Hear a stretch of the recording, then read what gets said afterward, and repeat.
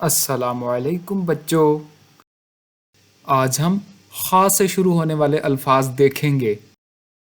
खा से खरबूजा,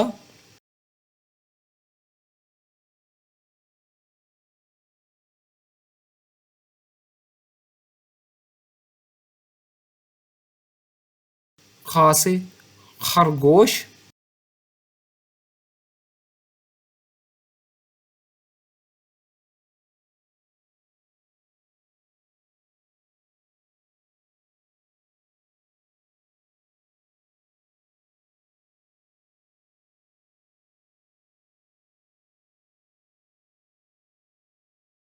खा से खुबानी,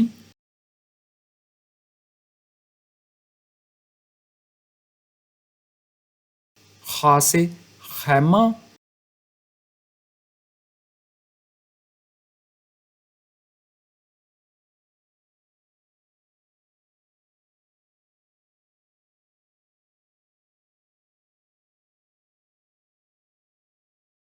खा से खारिश,